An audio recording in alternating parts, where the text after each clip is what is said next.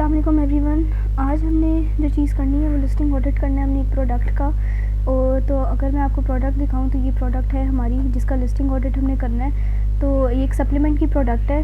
और listing audit पे अगर हम चलें, लिस्टिंग ऑडिट को अगर मैं डिफ़ाइन करूँ तो लिस्टिंग ऑडिट होता है कि आपने एक लिस्टिंग का कुछ पेन पॉइंट्स को डिफ़ाइन करना, उसके फ्लॉज़ को बताना कि इस लिस्टिंग में क्या क्या फ्लॉज़ हैं और उसके क्या पेन पॉइंट्स हैं और उसको हम कैसे बेहतर बना सकते हैं। तो इसको करने के लिए इस लिस्टिंग ऑडिट का ऑब्जेक्टिव ये होता है कि हम एक क्वालिटेटिव और क्वांटिटेटिव एनालिसिस करते हैं लिस्टिंग का। या क्वालिटेटिव वो एनालिसिस है जिसमें हम क्वालिटी को मेंटेन, क्वालिटी का एनालिसिस करते हैं। मतलब कि क्वालिटी में हमारी ईबीसी आ जाती है, हमारी इमेजेस आ जाती है, हमारी जो सेल्स कॉपी है उसकी क्वालिटी आ जाती है कि हमारी जो सेल्स कॉपी और लिस्टिंग इमेजेस और ईबीसी है उनकी क्वालिटी कैसी है, उसका एनालिसिस होता है। इसके अलावा क्वांटिटेटिव एनालिसिस में हम क्वांटिटी का एनालिसिस करते हैं, मीन्स के whether this product is according to category style guide और अमेज़ॉन पॉलिसीज़ और नॉट। तो इसमें ये वो सारी चीज़ें आ जाती हैं कि बाइट्स कितनी हैं, टोटल करेक्टर लिमिट क्या है, इसके अलावा क्या क्वांटिटी जो है ना जो है, इसके अलावा ईबीसी, इसमें ये सारी चीज़ें आ जाती हैं। तो एक टू द होल अगर मैं बात करूँ तो एक क्लाइंट की लिस्टिंग का फ्रंट एंड और बैक एंड एनालिसिस करना और उसमें से अपॉर्चुनिटीज़ निकालना, उसको इम्प्रूव करना, उसको इम्प्रूव करने के लिए कुछ ऐसे पॉइंट्स निकालना, तो वो जो है ना लिस्टिंग ऑडिट जो है ना होता है। तो लिस्टिंग ऑडिट को हम करते कैसे हैं, स्टार्ट कैसे करते हैं, और अगर मैं कहूँ कि इसका प्री रिक्विजिट्स क्या हैं, तो इसका प्री रिक्विजिट ये है कि हमने कंपेटिटर्स फाइंड करने होते हैं लिस्टिंग ऑडिट को करने के लिए।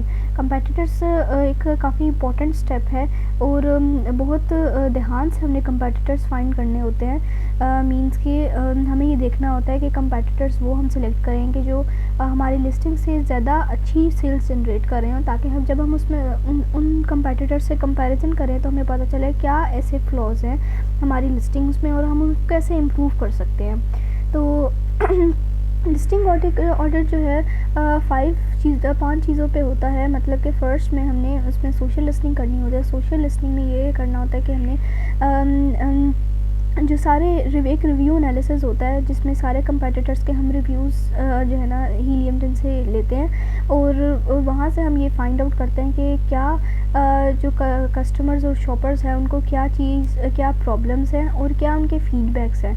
तो उससे हमें सोशल लिस्टिंग से हमें ये पता लग जाता है कि क्या ऐसी चीज़ है जो कस्टमर्स को पसंद नहीं है और क्या ऐसी चीज़ है जो हम अपनी प्रोडक्ट में इम्प्रूव कर सकते हैं या अपनी लिस्टिंग में इम्प्रूव कर सकते हैं। तो इसमें ये यूएसपी भी आ जाते हैं। USP stand for unique selling preposition. तो यूएसपी का मतलब ही यही होता है कि हम जो है अपनी प्रोडक्ट को कैसे अलग करें। मतलब कि कस्टमर क्यों ये प्रोडक्ट ख़रीदना चाहता है, क्या इसकी ऐसी डिज़ायर है जिस पे वो प्रोडक्ट ख़रीदना चाहता है।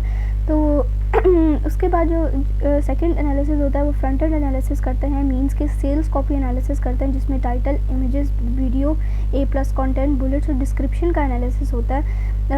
इसमें हम देखते हैं कि इसमें दोनों क्वालिटेटिव और क्वांटिटेटिव दोनों एनालिसिस करते हैं हम। उसके बाद जो थर्ड चीज़ है जो हम लिस्टिंग ऑडिट में करते हैं वो बैक एंड एनालिसिस होता है जिसमें बैक एंड एट्रीब्यूट्स का हम एनालिसिस करते हैं और बैक एंड सर्च टर्म्स का एनालिसिस करते हैं, कैटेगरी लिस्टिंग रिपोर्ट का करते हैं और मीटा डाटा इमेज नेमिंग को कहते हैं। और ये ऑफ अमेज़ॉन में काफ़ी हेल्पफुल होती है, ऑफ अमेज़ॉन ट्रैफिक में। उसके बाद इसका जो है ना फोर्थ जो ऑडिट करते हैं वो ऑन अमेज़ॉन ट्रैफिक का करते हैं, मींस के सर्च वॉल्यूम का हम करते हैं, ऑर्गेनिक और पेड ट्रैफिक का करते हैं। तो उसके बाद जो लास्ट है वो है ऑफ अमेज़ॉन ट्रैफिक का, मींस के अगर इस लिस्टिंग की ये जो प्रोडक्ट हमने आपको दिखाई इसकी कोई सोशल मीडिया प्रेजेंस है या डिजिटल प्रेजेंस है या कोई वेबसाइट है ऑफ अमेज़ॉन, तो हम उसका एनालिसिस करते हैं और उसमें फ़ाइंड आउट करते हैं कि वहाँ पे क्या क्या फ्लॉज़ हैं और हमें क्या इम्प्रूव करने की ज़रूरत है। क्योंकि इस प्रोडक्ट का कोई सोशल मीडिया प्रेजेंस नहीं है, ना कोई वेबसाइट है, तो हम इसका जो है इसको ये चीज़ ओमिट कर देंगे यहाँ से। तो फर्स्ट ऑफ़ ऑल हमने यहाँ पे सबसे पहले जो लिस्टिंग ऑडिट करना है उससे पहले हमें कंपेटिटर सेलेक्ट करने हैं, राइट कंपेटिटर सेलेक्ट करना है। तो कंपेटिटर सेलेक्ट करने का तरीका ये होता है, कंपेटिटर सेलेक्ट करने से भी पहले हमें अपनी लिस्टिंग को जानना बहुत ज़रूरी है। मतलब कि ये लिस्टिंग है किस चीज़ की, क्योंकि ये सप्लीमेंट की प्रोडक्ट है। सप्लीमेंट की जो प्रोडक्ट्स होती हैं उसमें काफ़ी इंग्रेडिएंट्स का ख्याल रखना पड़ता है, मतलब कि काफ़ी इसमें फ्लेवर्स होते हैं, इंग्रेडिएंट्स होते हैं, और तो इस चीज़ को हमने देखना होता है। और अपने कंपेटिटर्स भी ऐसे सेलेक्ट करने हैं कि जो जो ये इंग्रेडिएंट्स जो है ना, जो जिनकी लिस्टिंग्स में ये इंग्रेडिएंट्स मौजूद हो। तो अगर हम इस प्रोडक्ट को सबसे पहले समझने की कोशिश करते हैं असल में ये प्रोडक्ट है क्या, तो अब हमें सबसे पहले पता चला कि ये तो ब्रांड नेम है वीवा स्टिक्स, उसके बाद BCAAS। अब हमें समझ नहीं आ रही कि BCAAS क्या है, तो गूगल पे जाते हैं, गूगल पे सर्च करते हैं कि BCAAS क्या है, तो हमें यहाँ पे पता चल गया कि BCAAS ब्रांच इन अमाइनो एसिड्स होते हैं, और ये मसल्स के लिए काफ़ी जो है ना बेनिफिशियल है। तो अब हमें इसका एक चीज़ पता लग गई, हमें पता लग गया कि ये अमाइनो एसिड्स हैं, लेकिन अभी हमें क्लियरिटी नहीं हुई कि असल में ये प्रोडक्ट किस तरह किस फॉर्म में है, क्या चीज़ है। अमाइनो एसिड्स तो हैं मगर क्या फॉर्म है इसकी। तो उसके बाद हम इसको आगे पढ़ेंगे, तो आगे देखते हैं कि ये इसमें ग्लूटामाइन और बीटरूट भी मौजूद है। उसके बाद ये वेगन है, नो शुगर मींस के शुगर फ्री है ये प्रोडक्ट। मसल रिकवरी के लिए इसका बेनिफिट हो गया। उसके बाद कीटो इसमें मौजूद है, ग्लूटेन फ्री है, ये नॉन GMO है। उसके बाद ये चेरी लाइमेड इसका फ्लेवर है। तो अब अभी भी हमें जो है ना क्लैरिटी नहीं हुई कि असल में प्रोडक्ट है क्या, तो हम इसकी जाके बुलेट पॉइंट्स पढ़ते हैं। हम इसकी इमेजेस भी पढ़ सकते हैं, बिल्कुल इमेजेस को देख के भी अंदाज़ा हो जाएगा कि ये प्रोडक्ट है क्या। तो अब मुझे यहाँ से पता लग रहा है कि ये BCAA स्टिक पैकेट्स हैं, मतलब ये पैकेट्स की फॉर्म में अवेलेबल हैं, स्टिक की फॉर्म में ये पैकेट होता है। उसके बाद हमें पता चल गया ये चीज़ मैंने देखी कि नो मेसी पाउडर्स। तो अब ये चीज़ थोड़ी सी मेरी क्लियर हुई और मुझे पता लगा कि ये अमाइनो एसिड पाउडर्स हैं, BCAA स्टिक पाउडर्स हैं, जो कि मसल रिकवरी के लिए यूज़ होते हैं। तो इससे हमें काफ़ी अंदाज़ा हो गया बुलेट पॉइंट्स पढ़ने से। तो अगर हम इसकी इमेज देखें तो इमेज में भी हमें पता लग गया कि पाउडर फिल्ड वर्कआउट सप्लीमेंट है ये, और नो शुगर आर्टिफिशियल स्वीटनर इसमें जो है ना प्रेजेंट है। तो अब हमें कीवर्ड का अंदाज़ा हो गया कि कीवर्ड जो है ना इस प्रोडक्ट का कीवर्ड क्या है। तो अब हमने अमेज़ॉन के सर्च पे आना है और सर्च पे जाकर सर्च करना है BCAA स्टिक पाउडर, और उस पर जो है हीलियम 10 रन कर देना है। अगर ये भी हो सकता है कि कुछ प्रोडक्ट्स ऐसी होती हैं कि जिसका सेल्स कॉपी पढ़ने से भी अंदाज़ा नहीं हो रहा होता, या कोई एक एग्जैक्ट कीवर्ड नहीं पता चल रहा होता, तो सूरत में ये है कि आप इसका ये एसिन कॉपी करें और जाके सेरिब्रो में पेस्ट कर दें, या फिर इसका कोई भी कीवर्ड जो आपको समझ आ रहा है वो एक फाइंड आउट करें और जाके मैग्नेट में जो है ना उसको रन कर दें, तो वहाँ से भी आपको कीवर्ड पता लग जाएंगे। उसके बाद हमने अमेज़ॉन की सर्च पे जाके कीवर्ड सर्च किया और उस पर एक्सरे रन किया। एक्सरे रन करने के बाद हमने सेल्स को हाई टू लो कर दिया, क्योंकि हमें वही कंपेटिटर्स चाहिए जो कि सेल्स ज़्यादा जनरेट करे हो अपनी, क्योंकि उनकी सेल्स कॉपी अच्छी और उनकी सेल्स कॉपी अच्छी हो। तो इसमें यह है कि हम बारी बारी एक एक करके कंपेटिटर देखेंगे। ये जो फर्स्ट वाला कंपेटिटर हमारा है, ये BCAA पाउडर वाटरमेलन एक्सप्लोजन में सेल कर रहा है, मतलब कि इसका फ्लेवर डिफरेंट है, जबकि हमारा जो है हमारी प्रोडक्ट का जो फ्लेवर है वो चेरी लाइमेड है। तो फ्लेवर को हम थोड़ा सा इग्नोर कर सकते हैं अगर इंग्रेडिएंट्स बाकी सेम है, तो हमने इसको नेक्स्ट स्टेप में निकाल दिया। ये भी वर्कआउट सप्लीमेंट है और हमारी प्रोडक्ट भी, और ये भी मेंस एंड वुमेंस के लिए, हमारी प्रोडक्ट भी दोनों के लिए है। उसके बाद नीचे हम जाते हैं, इसको देखते हैं हम। ये थोड़ा सा इररेलेवेंट है। इररेलेवेंट इस वजह से है कि ये इलेक्ट्रोलाइट पाउडर है, जबकि हमारी प्रोडक्ट में इलेक्ट्रोलाइट जैसी कोई भी चीज़ नहीं है। इसी तरह ये भी इररेलेवेंट है। इसी तरह बारी बारी करके हमने कंपेटिटर्स देखने और देखते जाना है कि क्या वो चीज़ें हमारी लिस्टिंग में कॉमन है या नहीं, और कंपेटिटर्स की लिस्टिंग में कॉमन हो। उसके बाद इस तरह हमने कोई से भी 2 कंपेटिटर सेलेक्ट करने हैं जो हाई सेल्स हो, जिनकी हाई सेल्स हो, या उनको कोई बैच अमेज़ॉन चॉइस या बेस्ट सेलर का बैच मिला हो।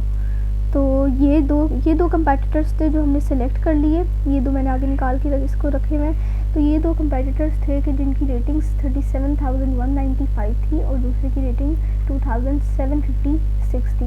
ये 2 कंपेटिटर्स हमने चूज़ कर लिए on the basis of high sales, और तो हमें पता चल गया कि ये 2 हमारे डायरेक्ट कंपेटिटर्स हैं। उसके बाद हमने अपनी जो है ना स्लाइड्स में जाना है और उसमें हमने देखना है कि हमारा जो फर्स्ट कंपेटिटर हमने चूज़ किया, उसके बाद सेकंड कंपेटिटर चूज़ किया, और कंपेटिटर हम अमेज़ॉन चॉइस बैच या बेस्ट सेलर बैच भी अगर किसी कंपेटिटर के पास हो तो वो भी हम चूज़ कर सकते हैं। तो इसी तरह हमने जब कंपेटिटर सेलेक्ट किए तो नेक्स्ट स्टेप जो है हमारा सोशल लिस्टिंग का था। सोशल लिस्टिंग में हमने एक यूएसपी एक सेलेक्ट करना होता है, मतलब कि यूनिक सेलिंग प्रपोजिशन। मतलब इसमें हम जब सोशल लिस्टिंग कर लेते हैं तो हमें पता चलता है कि क्या है, क्या कस्टमर्स की क्या प्रॉब्लम्स हैं, उनके क्या फीडबैक्स हैं। मतलब कि हमें ये भी जब हम सोशल लिस्टिंग करते हैं तो हमें ये पता लगता है what creates desire for purchasing this product. तो उसमें हमें जब हमने सोशल लिस्टिंग की तो हमें पता चला कि ये कस्टमर्स को ये प्रोडक्ट क्यों इतनी पसंद है और वो इसको क्यों ख़रीदना चाहते हैं। तो उसमें हमें ये 5 पॉइंट्स थे जो यूएसपी के लिए हमने सेलेक्ट किए। उसमें ये था कि ये जो प्रोडक्ट है ये रिड्यूस फटीग ड्यूरिंग एक्सरसाइज, मतलब ये एक्सरसाइज वर्कआउट के लिए काफ़ी बेनिफिशियल है। इसके अलावा मसल डैमेज के लिए काफ़ी बेनिफिशियल है। उसके बाद मसल बिल्डिंग के लिए ड्यूरिंग एक्सरसाइज ये जो है ना प्रोडक्ट काफ़ी अच्छी है और इम्यूनिटी को सपोर्ट करती है और keep hydrated during the workout. तो ये हमारे जो है ना 5 यूएसपी हो गए जो हमने सेलेक्ट किए और ये सारे मेन थे। उसके बाद जो नेक्स्ट स्टेप हमारा है सोशल लिस्टिंग के बाद वो है डिस्कवरेबिलिटी। डिस्कवरेबिलिटी में हम ये चेक करते हैं कि क्या इस प्रोडक्ट में कोई ऑफ़र लगी हुई है या उसके रिव्यूज़ 4 से ज़्यादा होने चाहिए, ब्रांड रजिस्टर्ड होना चाहिए या कोई उसने कोई उसने वो जो लिस्टिंग जिसका हम ऑडिट कर रहे हैं उस पर कोई ऑफ़र वाउचर या कूपन्स वगैरह लगे हों। तो इस पर जो है ना हम ये फाइंड आउट करते हैं कि ये चीज़ है भी सही कि नहीं। तो डिस्काउंट ऑफ़र सबसे पहला था कि जो मोस्टली पीपल होते हैं वो सेल ऑफ़र से परचेज़ करना चाहते हैं। तो जब हमने इस प्रोडक्ट में देखा तो इसमें सेल ऑफ़र नहीं थी, मतलब कि कोई डिस्काउंट नहीं लगा हुआ था। तो हमें जो है ना ये थोड़ा सा एक पेन पॉइंट पता चला कि हमें डिस्काउंट लगाना चाहिए। उसके बाद प्राइम डिलीवरी, ये लिस्टिंग जो है प्राइम डिलीवरी ऑफ़र कर रही थी जो कि फ़ास्ट एंड फ्री डिलीवरी होती है। उसके बाद एवरेज रिव्यूज़ 4 से ज़्यादा थे, इस लिस्टिंग के 4.2 रिव्यूज़ थे एवरेज। तो ये भी हमारा प्रेजेंस येस हो गई। उसके बाद जो ब्रांड है वो भी रजिस्टर्ड था, मतलब कि मोस्टली जो लोग होते हैं वो अमेज़ॉन मेंशन ब्रांड से बाय करना पसंद करते हैं, ना कि जेनेरिक ब्रांड से। उसके बाद जो भी डील्स, कूपन्स और ये इंटरनेशनल शिपिंग थी वो इस प्रोडक्ट में नहीं थी, तो उसको हमें देखने की ज़रूरत है, उसको फाइंड करने की ज़रूरत है कि वहाँ पे हम लैग कर रहे हैं। उसके बाद जो नेक्स्ट चीज़ थी वो था फ्रंट एंड एनालिसिस हमने इस प्रोडक्ट का करना है। उसमें हमने 2 चीज़ें देखनी है कि इनिशियल क्रेडिबिलिटी देखनी है और पीडीपी एनालिसिस देखना है। इनिशियल क्रेडिबिलिटी में हम 5 चीज़ों का एनालिसिस करेंगे जिसमें title, hero image, price, reviews, ratings होंगी। और पीडीपी एनालिसिस में हम 5 चीज़ों का एनालिसिस करेंगे जिसमें टाइटल, इमेजेस, बुलेट्स, डिस्क्रिप्शन और ईबीसी का एनालिसिस करेंगे। तो ये जो स्लाइड है ये सर्च पर रिज़ल्ट शो कर रही है कि अमेज़ॉन की सर्च पे कैसे ये लिस्टिंग शो हो रही है। उसके बाद सेकंड जो स्लाइड है वो मोबाइल व्यू शो कर रही है, क्योंकि ये एक सिमिलर वेब की रिसर्च है कि 54% जो ट्रैफिक होती है वो मोबाइल से कन्वर्ट होती है। तो इसके लिए जो है ना फिर हमें अपनी लिस्टिंग को मोबाइल व्यू में जो है ना बायर फ्रेंडली, मोबाइल फ्रेंडली बनाना बहुत ज़रूरी है, तो इसका हमें ख्याल रखना है। उसके बाद जब हमने इनिशियल क्रेडिबिलिटी चेक की तो उसमें हमें ये पता लगा कि टाइटल अट्रैक्टिव नहीं था अकॉर्डिंग टू अमेज़ॉन गाइडलाइंस। तो अगर हम इसका टाइटल देखें तो टाइटल में हमें पता लगा कि इसमें काफ़ी स्पेशल कैरेक्टर्स यूज़ हुए हुए हैं और इसमें अमेज़ॉन की कैटेगरी स्टाइल गाइड के मुताबिक फर्स्ट कैरेक्टर हमेशा कैपिटल होना चाहिए और बाकी सारे स्मॉल होने चाहिए, जबकि यहाँ पे कुछ कैरेक्टर्स ऐसे हैं जो सारे कैपिटल हैं, तो जैसे ये CAAS और ये GMO। तो इसको हमें थोड़ा सा ठीक करना है। इसके अलावा जो मुझे इसमें नज़र आ रहा है वो ये कि टाइटल बिल्कुल भी बायर फ्रेंडली नहीं है, मतलब कि ये अट्रैक्ट नहीं कर रहा कि इसमें कुछ बताया नहीं गया। जैसे हमने स्टार्ट में जब टाइटल पढ़ा तो हमें समझ नहीं है कि ये असल में प्रोडक्ट है क्या, जब तक कि हमने इसके बुलेट पॉइंट्स नहीं पढ़े। तो हमें फिर इससे ये पता लगा कि title is not optimized as per Amazon guidelines.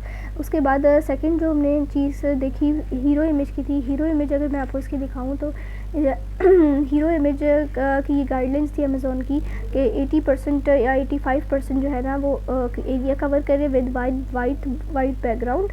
तो इससे हमें पता लगा कि ये इमेज जो है ना फुली ऑप्टिमाइज्ड है अकॉर्डिंग टू अमेज़ॉन पॉलिसीज़ और हीरो इमेज जो है ना हमारी एक अट्रैक्टिव है। उसके बाद जो थर्ड एनालिसिस हमने किया वो प्राइस का था। प्राइस का हमने अपने कंपेटिटर से एनालिसिस करना है।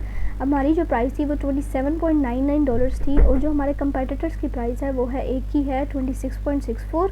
और जो सेकंड कंपेटिटर है उसकी प्राइस है 23.95। तो इसका मतलब हमारी जो प्राइस है वो हाई है बाकी अपने कंपेटिटर से in comparison to our competitors. तो इस वजह से हमने यहाँ पे लिख दिया कि price is higher than our competitors. उसके बाद रिव्यूज़ अगर हम अपनी प्रोडक्ट के देखें तो उसमें 3 रिव्यूज़ हैं। तो इससे हमें पता लगा कि रिव्यूज़ काफ़ी इस प्रोडक्ट के लो हैं, हमें उसको बिल्ड करने की ज़रूरत है with the passage of time.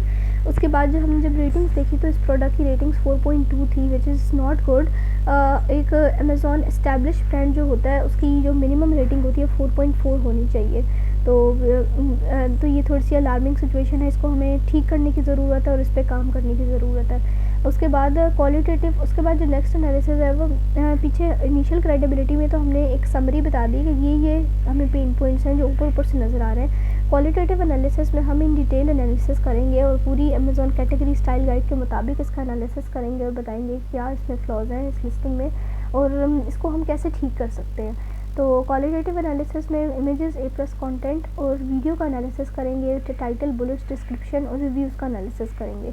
सबसे पहले हम टाइटल का एनालिसिस करते हैं। तो ये स्क्रीनशॉट हमने पेस्ट किया हुआ है टाइटल का और यहाँ पे अमेज़ॉन की गाइडलाइंस भी हैं कि कैसे एक अच्छा टाइटल कैसा होना चाहिए। तो इसमें अगर ये हमारी स्लाइड देखें तो इसमें कैटेगरी स्टाइल गाइड के मुताबिक ये मेंशन है कि सबसे पहले ब्रांड नेम होना चाहिए, उसके बाद एक अच्छे टाइटल में फ़ीचर होना चाहिए, उसका प्रोडक्ट टाइप होनी चाहिए, मॉडल नंबर अगर प्रोडक्ट का है तो वो लिखे वरना इसको ओमिट कर दें। उसके बाद साइज़ क्लियरली मेंशन हो, पैकेज काउंट क्लियरली मेंशन हो, कलर क्लियरली मेंशन हो, सेंट और फ्लेवर। और तो ये एक पूरे ऑप्टिमाइज्ड टाइटल की जो है ना ये बताया गया है कि एक ऑप्टिमाइज्ड टाइटल कैसा होना चाहिए। तो जब हमने अपना टाइटल का थोड़ा सा एनालिसिस किया तो हमें पता लगा कि हमने बाइट काउंटर वेबसाइट खोली तो और उस पर जो है ना अपना टाइटल पेस्ट किया और हमें पता चला कि जो हमारा टाइटल है उसकी जो करैक्टर लिमिट है वो 175 करैक्टर है और 193 बाइट्स की हमारी ये जो टाइटल है ये है। लेकिन तो which is according to Amazon policies के मुताबिक 200 बाइट्स का और करैक्टर्स का जो है ना एक टाइटल होना चाहिए। तो ये उसके अंदर ही आ रहा है विच इज़ गुड।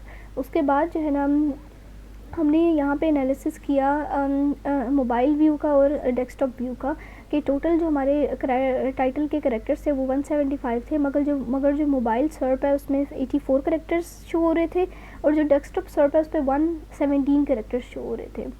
उसके बाद नेक्स्ट में हमने जो है ना रिकमेंडेड और इम्प्लीमेंटेड का जो है ना कंपैरिजन शो किया कि 200 रिकमेंडेड थे और 175 हमने यूज़ किए हुए थे और 200 बाइट्स रिकमेंडेड थे, 193 बाइट्स जो है ना हमने यूज़ किए हुए थे।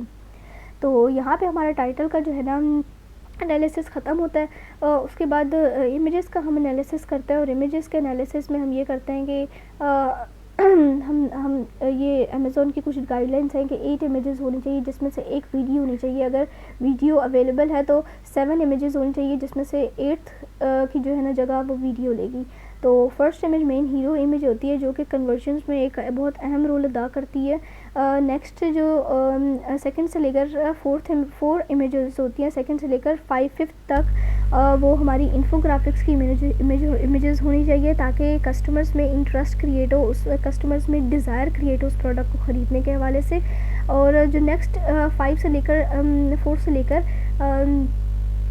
से लेकर 7 तक इमेजेस होती हैं वो हमारी नेक्स्ट 3 इमेजेस लाइफस्टाइल इमेजेस होनी चाहिए ताकि उसमें उस जो प्रोडक्ट है उसमें अवेयरनेस क्रिएट हो और शॉपर्स में अवेयरनेस क्रिएट हो। उसके बाद जो लास्ट इमेज होती है वो कॉल टू एक्शन की इमेज होनी चाहिए, मतलब कि रिटर्न और एक्सचेंज पॉलिसी की इमेज होनी चाहिए ताकि कस्टमर्स में कॉन्फिडेंस क्रिएट हो हमारे ब्रांड से रिलेटेड और हमारी प्रोडक्ट से रिलेटेड। तो जब हमने अपनी इमेजेस देखी तो हमें इमेजेस से पता लगा कि इसमें इन्फोग्राफिक की इमेजेस कम है और हमें एक और पेन पॉइंट इसका पता लगा कि 9 इमेजेस है जबकि रिकमेंडेड 8 इमेजेस होनी चाहिए। तो ये कुछ अमेज़ॉन की गाइडलाइंस है, ये कैटेगरी स्टाइल गाइड में था का स्क्रीनशॉट है। उसके बाद जब हमने इसका ऑब्ज़र्व किया तो हमें पता लगा कि जो 8th इमेज है वो मिसिंग है, मतलब कि जो रिटर्न और रिप्लेस की इमेज होनी चाहिए वो इसमें मिसिंग है और जो मेन इमेज है वो ऑप्टिमाइज्ड है, वो सही है बिल्कुल और अट्रैक्टिव है। उसके बाद जो नेक्स्ट 3 इमेजेस है ना वो इन्फोग्राफिक्स की होनी चाहिए, जबकि अगर हम इसमें स्लाइड में देखें तो सिर्फ ये सेकंड वाली इमेज इन्फोग्राफिक्स की है, बाकी सारी लाइफस्टाइल है। तो इसमें हमें ये थोड़ा सा फ्लॉ पता लगा कि सारी लाइफस्टाइल की इमेजेस हैं, हमें इसमें इन्फोग्राफिक्स की भी ऐड करनी चाहिए। तो और जो लास्ट 3 इमेज है वो रियल लाइफस्टाइल इमेजेस होनी चाहिए ताकि कस्टमर्स में इंटरेस्ट क्रिएट हो। तो क्या करने की ज़रूरत है, इसके बाद हमें इमेजेस में क्या चेंजेस करनी चाहिए हमें, कि फ़र्स्ट तो हमें ठीक लगी थी, उसके बाद सेकंड इमेज जो है वो स्वैप करनी चाहिए हमें इमेज 8 से, ताकि जो है ना सारी जो इन्फोग्राफिक्स वाली इमेज है वो एक ही साथ आ जाए सेकंड, थर्ड और फोर्थ। उसके बाद जो थर्ड इमेज थी वो ठीक थी क्योंकि वो इंग्रेडिएंट्स की लिस्ट थी, और जब हमने सोशल लिस्टिंग की थी तो हमें पता लगा था कि बहुत सारे कस्टमर्स ऐसे हैं कि जो इंग्रेडिएंट्स ढूंढ रहे हैं और वो कह रहे हैं कि इस प्रोडक्ट में उनको इंग्रेडिएंट्स नहीं पता लग रहे। तो इससे ये था कि उनमें जो है ना एक इन्फॉर्मेशन क्रिएट होती है, तो उनसे उनको पता लग जाता है कि क्योंकि ये सप्लीमेंट की प्रोडक्ट है तो इसमें बहुत सारे इंग्रेडिएंट्स ऐसे भी हो सकते हैं कि जो कुछ लोगों के लिए एलर्जिक हों, और तो इस चीज़ का हमने इसमें ख्याल रखना है कि इसमें इंग्रेडिएंट्स की लिस्ट लाजमी हो। उसके बाद कुछ जो इमेजेस हैं उनको स्वैप करना है हमने। फिफ्थ इमेज जो थी वो हमारी ठीक थी। उसके बाद इसमें हमें एक और फ्लॉ पता लगा कि इसमें लाइफस्टाइल इमेजेस बहुत ज़्यादा हैं। तो लाइफस्टाइल इमेजेस को 4 लाइफस्टाइल इमेजेस है, तो हमें इसको थोड़ा सा ओमिट करके लाइफस्टाइल इमेजेस को थोड़ा सा कम करके और इम्पॉर्टेंट वाली लाइफस्टाइल इमेजेस रखनी चाहिए, और ताकि इन्फोग्राफ्स की भी जो है ना जगह बचे। उसके बाद जो लास्ट चीज़ थी वो थी कि 9th इमेज जो है ना उसको 8th इमेज को रीडिज़ाइन करना है, और 9th इमेज तो अलाउड ही नहीं है, तो हम उसको जो है ना डिस्कार्ड कर देंगे और उसको कहीं और किसी और जगह यूज़ कर लेंगे। और इस प्रोडक्ट में एक और फ्लॉ था कि इसमें वीडियो नहीं थी, जो कि वीडियो होनी चाहिए। तो जब हमने इमेज वर्डिक्ट किया कि इमेज का एक समरी एनालिसिस किया, तो हमें पता लगा कि फर्स्ट इमेज तो ठीक थी।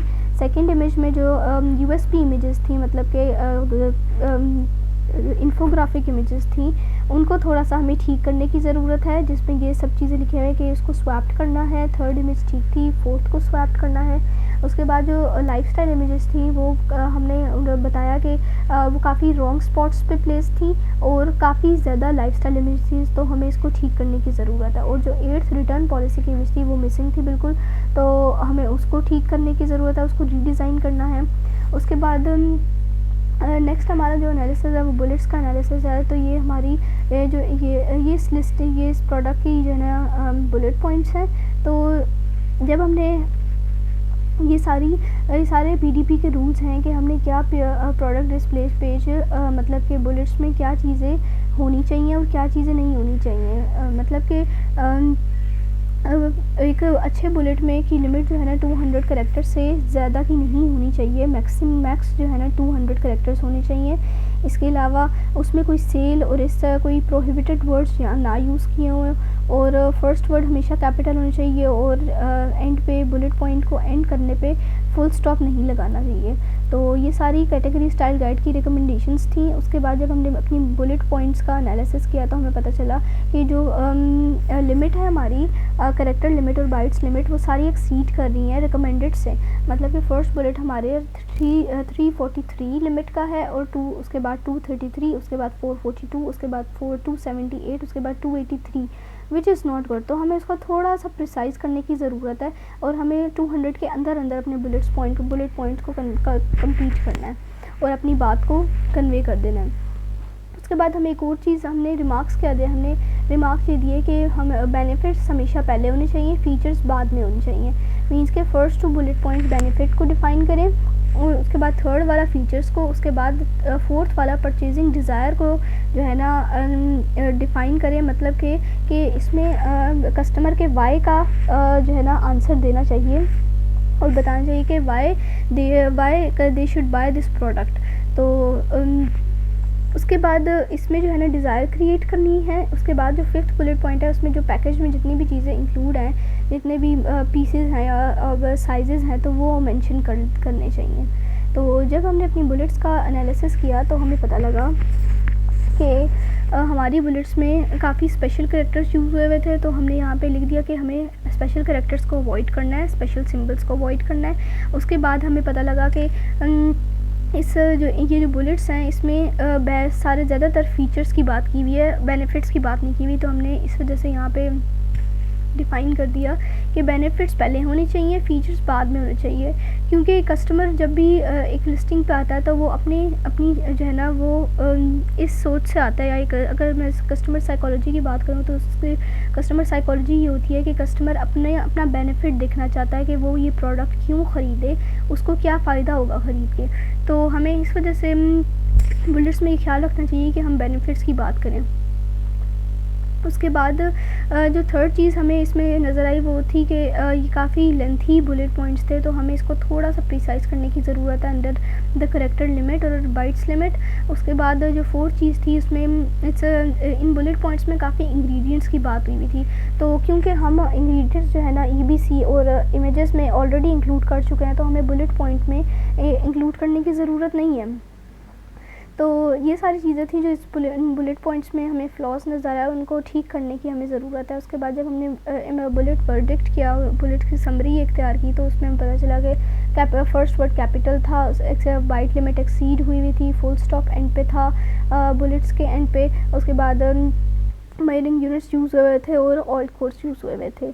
उसके बाद जब हमने क्योंकि इस लिस्टिंग की डिस्क्रिप्शन नहीं थी तो उसका एनालिसिस हमने नहीं किया, तो A+ जो है A+ कंटेंट हमारी एक प्रोडक्ट के लिए, एक ब्रांड के लिए काफ़ी इम्पोर्टेंट होता है। और ज़्यादातर कन्वर्जन्स और ज़्यादातर ट्रैफिक A+ कंटेंट की वजह से जो है ना जनरेट होती है। मतलब कि लोग प्रोडक्ट डिस्क्रिप्शन एक सिंपल जो लिखी होती है उससे इतना अट्रैक्ट नहीं होते जितना A+ कंटेंट से होता है, क्योंकि उसमें एक विजुअलाइजेशन आ जाती है, उसमें एक ग्राफिक्स आ जाते हैं, तो वो जो है ना एक कस्टमर्स को ज़्यादा अट्रैक्ट करते हैं, ना कि वो एक सिंपल सी डिस्क्रिप्शन देखें जो उसमें जो है ना हेडिंग्स और जो है ना उसकी प्रोडक्ट के बारे में लिखा हो। तो A+ कंटेंट में हम अपनी ब्रांड स्टोरी भी शेयर कर सकते हैं। अगर एक ब्रांड है तो वो अपनी स्टोरी भी शेयर कर सकता है, तो उससे ये होता है कि कस्टमर्स में इंटरेस्ट क्रिएट होता है उस ब्रांड से रिलेटेड, उनमें डिज़ायर क्रिएट होती है। तो ये A+ कंटेंट कन्वर्जन्स और ट्रैफिक के लिए काफ़ी बेनिफिशियल है। उसके बाद लास्ट जो हमारा एनालिसिस था वो था रिव्यू एनालिसिस, मतलब कि कस्टमर पेन पॉइंट्स। ये हमने एनालिसिस सोशल लिसनिंग से एनालिसिस किया और हमें पता चला कि क्या ऐसी प्रॉब्लम्स है जो कस्टमर्स ने फेस की और उनको हम कैसे ठीक करें। तो जो मेजर इश्यूज़ थे तो जो मेजर इश्यूज़ थे इस प्रोडक्ट में वो ये थे कि use of unhealthy artificial colourants, और ये जो प्रोडक्ट है, ये जो सप्लीमेंट की प्रोडक्ट है, इसका टेस्ट और इसकी स्मेल बिल्कुल भी अनबेरेबल थी। तो और ये जो अमीनो एसिड पाउडर था ये पानी में डिज़ोल्व नहीं होता था, और ये ग्लास में सेटल डाउन होके इसके पार्टिकल्स नीचे बैठ जाते थे। और जो लास्ट चीज़ थी वो थी कि कुछ कस्टमर्स जो थे उनको ये शिकायत थी कि इसको यूज़ करने के बाद उनको स्टमक पेन शुरू हो गया था। तो ये था जो है ना एक रिव्यू एनालिसिस जिसमें हमने कस्टमर के पेन पॉइंट्स को जो है ना डिस्क्राइब किया और उनको बताया कि कस्टमर्स क्या ऐसी प्रॉब्लम्स हैं जो फेस कर रहे हैं इस प्रोडक्ट के हवाले से। आई होप ये लिस्टिंग ऑडिट आपको सही अच्छा लगा होगा और आप लोग को समझ आ गई होगी। तो अल्लाह हाफ़िज़।